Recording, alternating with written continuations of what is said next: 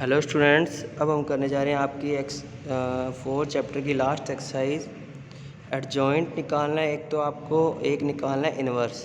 किसी भी मैट्रिक्स का एडजॉइंट और इन्वर्स कैसे निकाला जाता है, ध्यान से देखिए।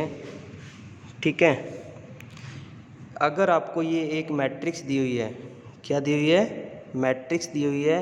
सबसे पहले आपको इन सारों के कोफैक्टर निकालने हैं। क्या निकालने हैं? कोफैक्टर। जैसे मैंने ये कोफैक्टर निकाल लिए।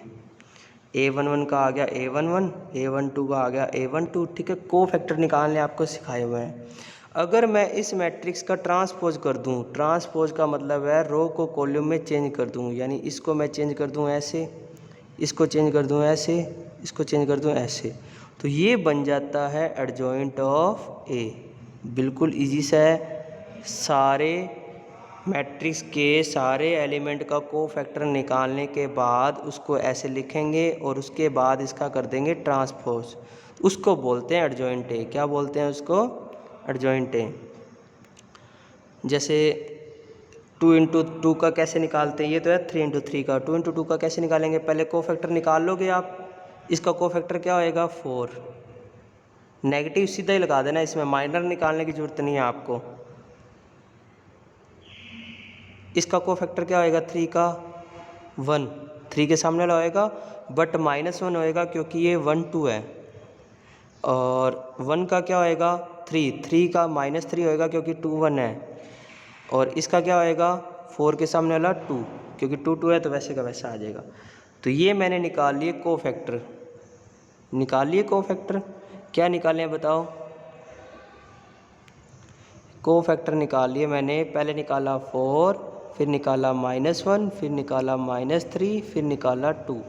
अब देखिए, कोफैक्टर निकालने के बाद इसका करना है ट्रांसपोज। तो ट्रांसपोज करने के बाद ये देखो ये बन रहा है 4 -3, यानी रो को कॉलम में चेंज कर दो, कॉलम को रो में चेंज कर दो, तो ये बन जाएगा एडजॉइंट है।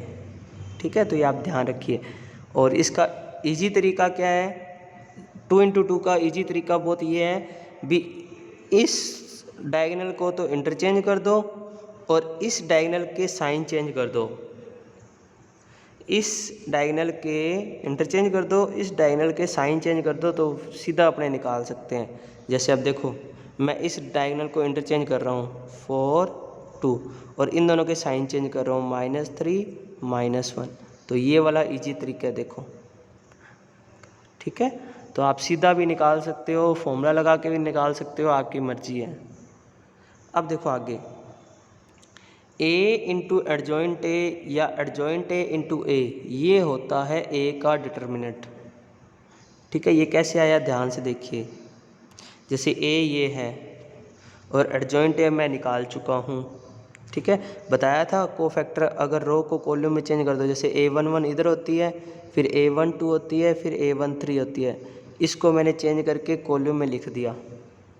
ठीक है, अब अगर ये A है, ये एडजॉइंट A है, इन दोनों को मल्टीप्लाई करते हैं तो सेम वाले को सेम से करते हैं तो डिटर्मिनेंट A आता है, बट इसको अनदर से करेंगे तो 0 आएगा। क्या आएगा? 0।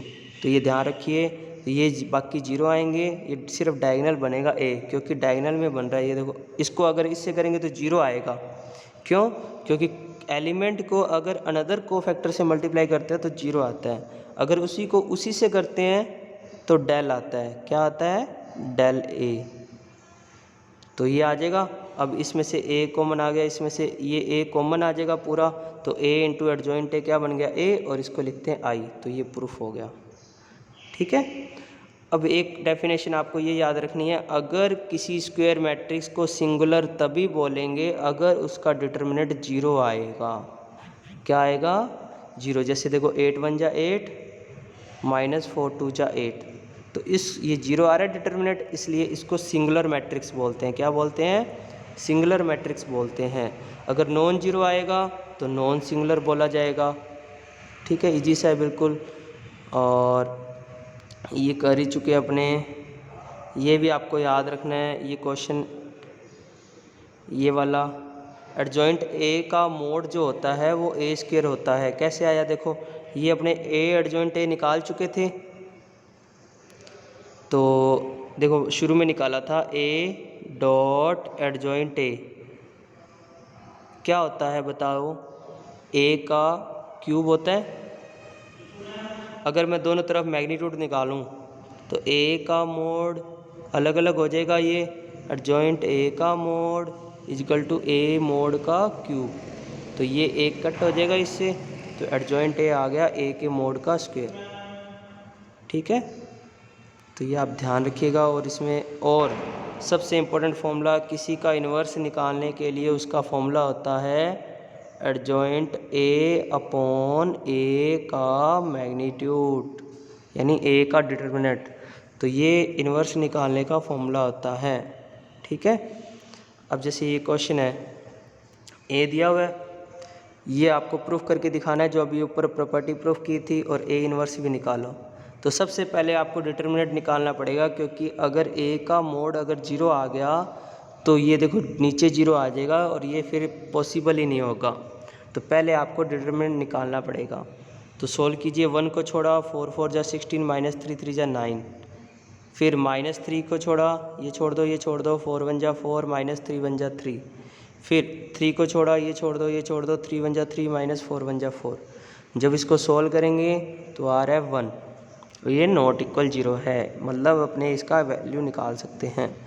अब कोफैक्टर निकालने सारों के, इसका कोफैक्टर क्या आएगा? 4 4 जा 16, -3 3 जा 9, 7 आएगा। अब A1 1 है इसलिए सेम रहेगा। तो आपको ऐसे सारों के कोफैक्टर निकालने हैं। एक का और निकाल देता हूँ, जैसे इसका निकालना है, ये छोड़ दो, ये छोड़ दो, 4 1 जा 4, -3 1 जा 3, तो 1 आ गया। अब ये A1 2 है तो नेगेटिव का 1 आएगा, ये देखो। तो सारे कोफैक्टर निकाल लोगे, कोफैक्टर निकालने के बाद उसको सही तरीके से लिखोगे, सही तरीके से लिखने के बाद ट्रांसपोज कर देना, ये बन जाएगा एडजॉइंट ए। जैसे देखो ये 7 आ रहा है, -1 आया था और ये -1 आया था, इसको अपने रो को कॉलम में चेंज कर देंगे, देखो। ठीक है, तो ये बन गया एडजॉइंट ए। अब ए को एडजॉइंट ए से मल्टीप्लाई कर दीजिए, मल्टीप्लाई करना आपको सिखाया हुआ है।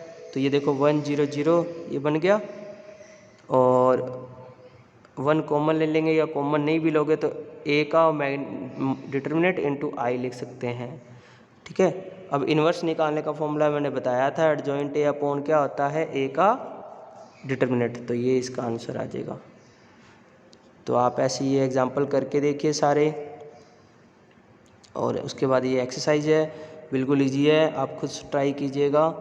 Thank you. कोई प्रॉब्लम आए तो ज़रूर बताइएगा, ठीक है। और इसका आंसर, इस क्वेश्चन का आंसर मुझे कमेंट बॉक्स में ज़रूर बताइएगा, ताकि मुझे पता लगेगा कौन बच्चा कर रहा है, कौन बच्चा एक्टिव है। कमेंट बॉक्स में मुझे इसका आंसर ज़रूर बताइएगा, और अपना नेम ज़रूर लिखना नीचे, ठीक है, ताकि पता लगे कौन स्टूडेंट अच्छी तरह से कर रहा है। Thank you.